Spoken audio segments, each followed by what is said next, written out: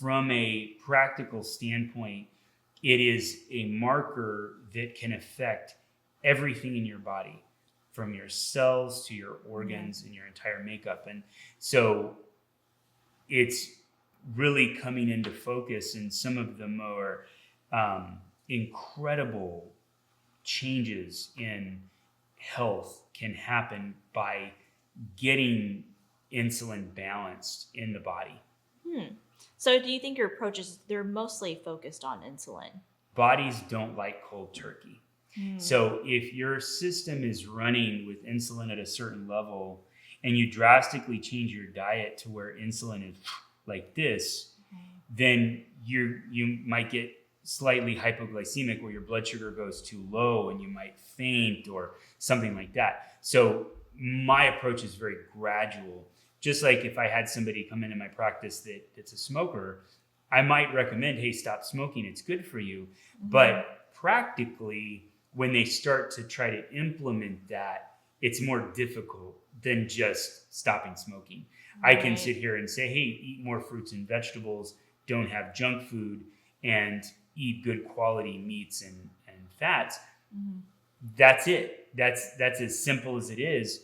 But in practicality, if somebody's eating Ho-Hos and Oreos and Doritos and all these different designer foods, man, if they stop eating them, they crave it. They don't feel good. Well, that not feeling good is that insulin response. And what happens when the body is used to a certain level of insulin and then it starts to drop, the body has to regulate that. And so that takes a bit of time. So in working with diet, it's really important to keep in mind that you're dealing with somebody that, I mean, to some degree is an addict in whatever way they are to whatever it is. Right. You see, in some cases, it's McDonald's or fast food 3 times a day, 7 days a week.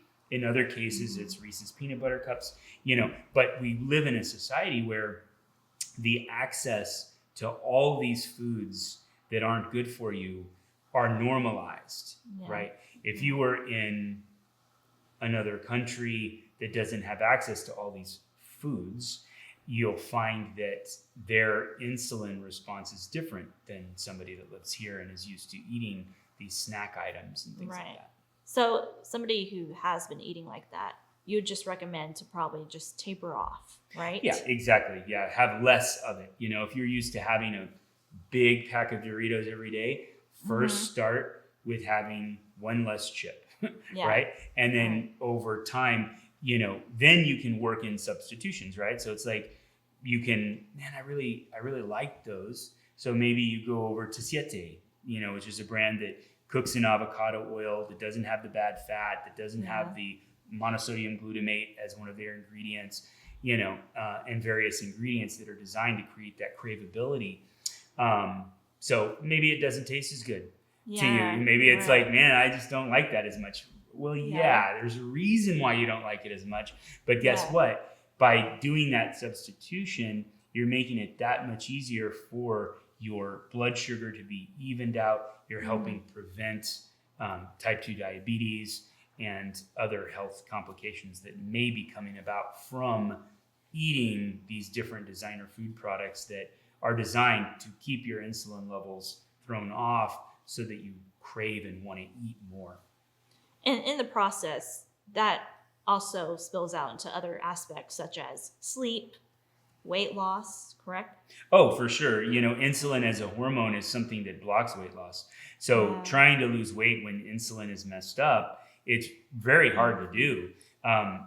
One of the drugs that just recently came out that's taking the world by storm it goes by different names, but it started as a diabetic medication, and then they're using it for weight loss. And the reason it works is because it slows the digestive system down to where it doesn't uptake sugar as quickly, and so it lowers that insulin level, mimicking a ketosis diet or something like that. It has some different side effects as far as, not being hungry, cutting appetite, but its mode of activation, it works because it's affecting insulin.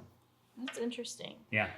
How do you feel about the keto, like specific diets that cut out a like carbs? Well, the keto diet is an interesting one because it actually was found out about in 1948.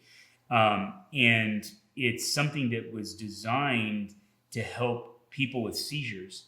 And they used it as a way to help reduce the number of epileptic episodes that a person was having.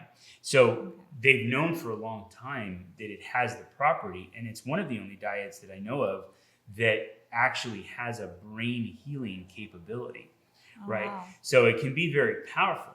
Now, there's a lot of people that do it right, and then there's a lot of people that do it wrong. Just the way Atkins got a bad name, people eating just bacon and beef burgers, and that's their entire diet.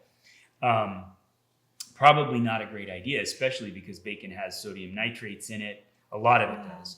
And a lot of chemicals in processing, which processed meat, I would argue, in many cases is just as bad as processed food items, right? So you want to go with the way it comes naturally, as close to whole food as possible.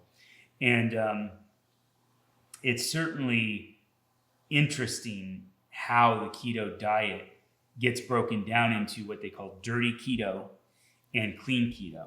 And so dirty keto, the concept is you're eating foods that are kind of like junk food, but they have the right, conceptually, they have the right amount of fat to protein and carb. But they're overly processed, right? Oh, absolutely. Yeah. And so those foods, especially if they're using bad fats, have the same problems that bad fats do on a non-keto diet.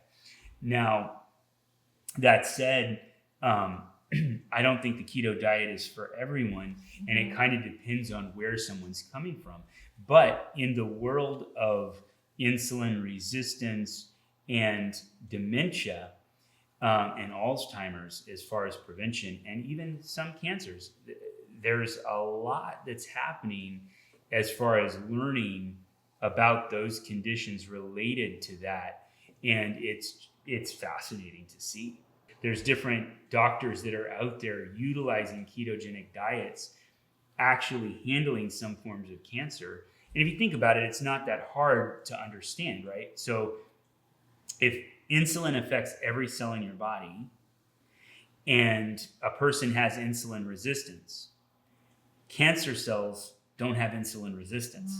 So if you've got a high level of insulin in your body and your cells that are stronger aren't going to accept sugar, cancer will, and it'll grow. So it makes sense that if you cut down on insulin and you stop that signal of sugar going into a cell, you're going to starve that cancer cell, right? Makes sense logically. So that's where it's going. Yeah. And also there are medical doctors that are utilizing that knowledge. They're like, okay, well, a person is insulin resistant. What if we increase insulin really high?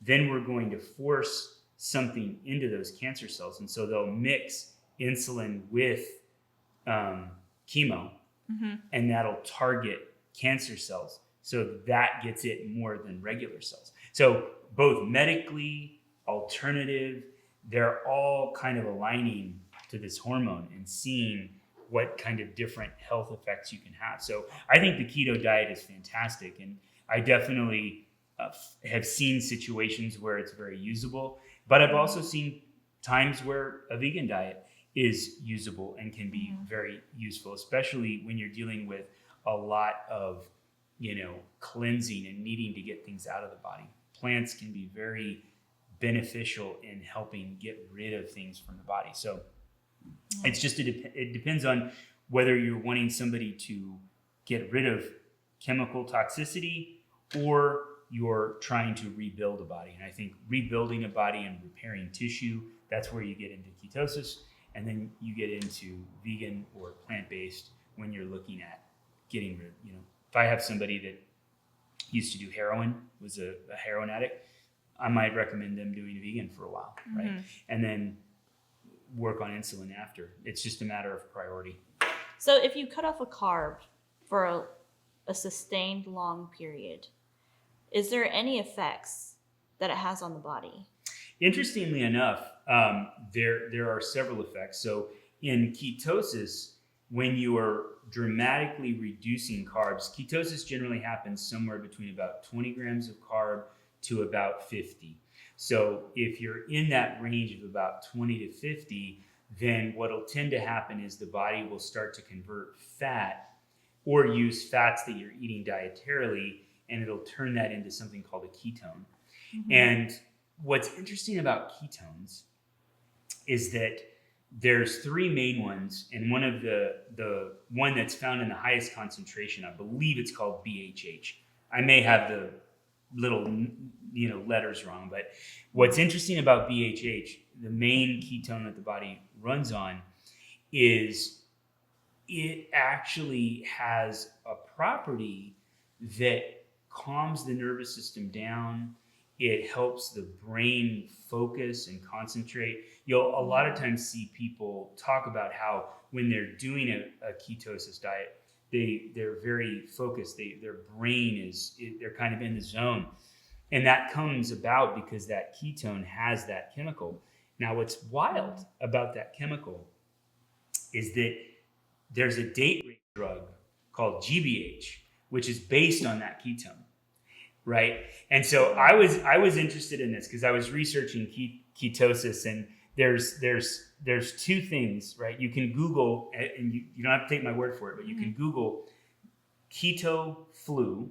It's a thing. It's basically the process of having nutritionally being in that zone between 20 and 50. What happens is your body stores somewhere between 300 to 500 grams of carbohydrate. And so what happens is in the keto flu, your cells are actually getting rid of what stored sugar they have. And with that, every gram of carb, there's 3 grams of water. So what happens is when somebody starts to reduce their carbohydrates, they start to pee like crazy. Yeah. And that creates a detox, and that can be kind of uncomfortable. And there's certain things that happen. Different people have different solutions for it. Electrolytes seem to be, high potassium seems to be the thing that gets somebody through that period better. But as they start to get into ketosis, they might feel what's called keto euphoria, which is this, brain focus, concentration, nervous system calmness. And it's kind of the opposite of what somebody describes when they're having problems with high insulin, which it tends to be problems with depression and anxiety, things like that. It's like counterbalance to that, right? What happens if somebody's in ketosis and they drink alcohol? Does it have a similar effect? And actually, it's a thing. If somebody is in ketosis and they drink alcohol, then it can make them blackout drunk. So definitely, if you're looking at doing a keto diet and you start to get into ketosis, let's say you had a very high threshold for alcohol, you'll probably find that maybe 1 beer is the equivalent of about 8. But that's why a lot of people, when they get into ketosis and they get into the keto diet, you'll hear them be very big proponents of it because they actually feel really good. Yeah. They've got their body in a state where their nervous system is very calmed down and their brain focus is really good, and their body tends to start to, because insulin is very normalized, weight loss can happen very easily. Right. Brain health can happen when you mix intermittent fasting with that. That's a whole nother world where you start to get into reversing what they're calling type 3 diabetes, and so there's a lot of things that can happen, but doing keto right can be a challenge. There's a guy online that does a whole bunch about it, Dr. Eric Berg.